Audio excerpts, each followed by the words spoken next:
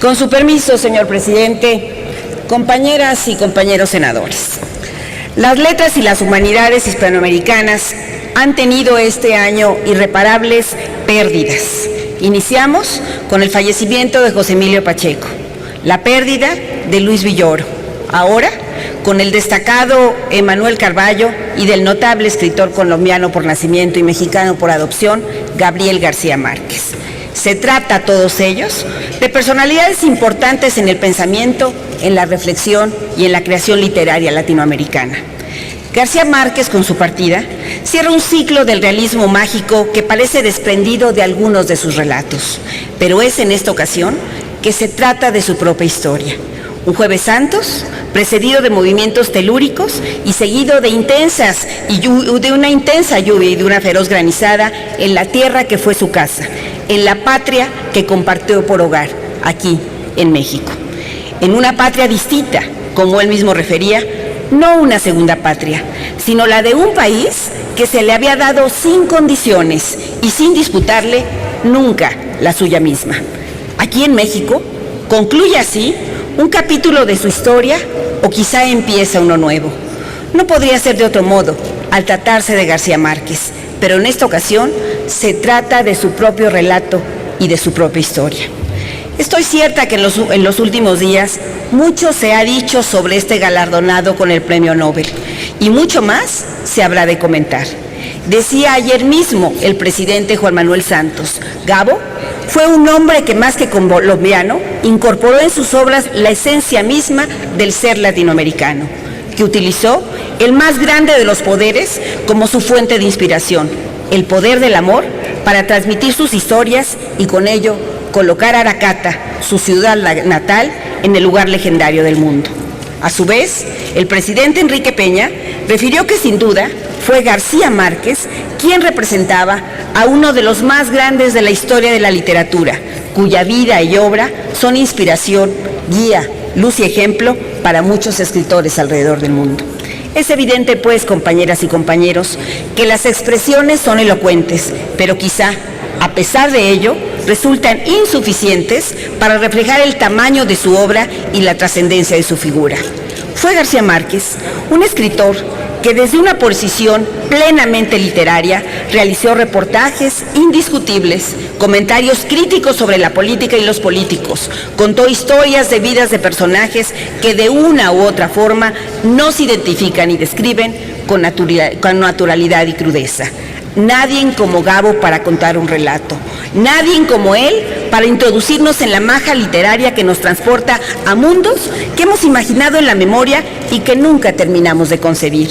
En García Márquez, cada personaje tenía una vida propia y una vida entrecruzada con otras, formando una parte siempre de un universo casi onírico, una ensoñación constante de mundos llenos de vida, cargados de tragedia y colmados de esperanza. Detrás de esos personajes, siempre un anhelo posible. Así nos lo recuerda el amor en los tiempos de cólera o vivir para contarlo. Así lo contrasta con 100 años de soledad, que constituye la obra más leída del autor, desde la cual nos transporta y nos hace reflexionar sobre la espiral de la vida, las conexiones posibles e imaginarias, y nos recuerda de manera especial el mal insomnio, ese mal que azotó a los habitantes de Macondo, que de tajo les negó sus recuerdos, su historia y su memoria. Esa, estimo, es una de las más grandes hazañas de la literatura del Gabo, ponernos frente a la circunstancia de que la desmemoria opera en contra de nuestra naturaleza, en contra de nuestra identidad y al final del cuentas del olvido permanente de quienes somos. Es así como la obra de García Márquez reconocemos mucho de nuestra idiosincrasia latinoamericana, las múltiples calles y personajes llenas de colorido de Bogotá, de Barranquilla o de Cartagena, de La Habana o de París, de Acapulco de la Ciudad de México, en una palabra, del interés del autor por su gente, por sus costumbres, por sus sueños y por sus desgracias. De un escritor cuya vida, por cierto, se cruzó con la de muchos líderes de gobierno. Su amistad con Fidel Castro no estaba exenta de la crítica. Su cercanía sandinista no se oponía a su rechazo a la violencia. Su amistad y gratitud con México no lo imposibilitaba, para cuestionar nuestras decisiones, sensible en cada momento de su vida. Su obra cuenta como pocas la crónica de la caída de regímenes autoritarios en la región y el ascenso de la democracia en muchas otras naciones. Sus simpatías con las causas revolucionarias son expresión de independencia y libertad, con las que escribía sus obras y con las que identificaba sus causas de justicia para alcanzar un mundo más habitable, sus causas porque estaba convencido, y cito textualmente, no hay drama humano que sea unilateral. Por todo ello, compañeras y compañeros legisladores, al recordar el homenaje a Gabriel García Márquez desde esta tribuna del Senado de la República, lo hago convencida, como lo hacen los integrantes del grupo del PRI, del compromiso que representa hablar de quien al iniciar sus primeros escritos en 1955 con hojarasca o editar su última publicación en 2010 con Yo no vengo a decir un discurso, nos recordaba con insinuación, en ocasiones, con insistencia en muchas otras, los desafíos de nuestra realidad cotidiana. Quizá por ello, al releer las páginas de sus obras, me parece que el mejor reconocimiento que podemos rendir a su memoria es aquel que se inspira precisamente en su historia. Esa historia que le llevó a convertirse en escritor. Esa historia que lo proyectaría con los años en una figura universal, la que nos confiesa aquel día cuando al encontrarse con la nota del diario del Espectador de Bogotá, en la que el director refería que le reprochaban con frecuencia que no daba apoyo a escritores jóvenes, que no existían oportunidades a las nuevas generaciones porque éstas no ofrecían nada, no se veía por ninguna parte un nuevo cuentista, un nuevo novelista, y que por ello no tenían razón quienes lo reprochaban. García Márquez, airado por el comentario, confiesa que por orgullo y solidaridad con su generación decidió responder a aquella provocación enviando a la semana siguiente un cuento para su publicación. ¿Cuál sería su sorpresa? Que no solo apareció el escrito, sino el comentario del director que señalaba, quizá profetizaba, que en ese cuento surgía el genio de la literatura colombiana. ¿Cuánta razón tendría el director del diario?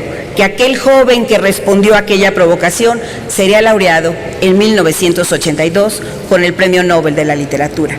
Sabemos, amigas y amigos legisladores, que la cultura nos permite vivir humanamente, nos permite ordenar nuestro mundo, tener parámetros para ubicar lo que forma nuestros valores y fija nuestros fines. Hagamos pues de ellos nuestra prioridad.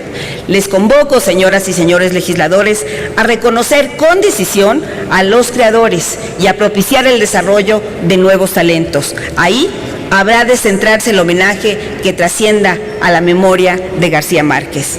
Concluyo recordando que en ocasión de recibir la Orden del Águila Azteca, García Márquez se expresó al hablar de México y de su gente.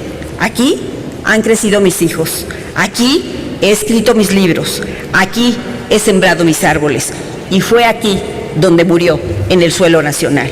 Y es aquí donde estoy cierta, vivirá para siempre en el corazón y pensamiento de los miles que ayer se formaban para despedirle, de los millones que hoy siguen su partida. Que sea en este suelo, que siempre será suyo, el de la patria mexicana, donde le recordemos, pero sobre todo donde podamos hacer permanecer su obra y su legado. Que sea por Octavio Paz, que sea por García Márquez, que sea por los creadores de México y de América Latina. Que el Senado de la República esté a la altura de todos ellos. Muchas gracias.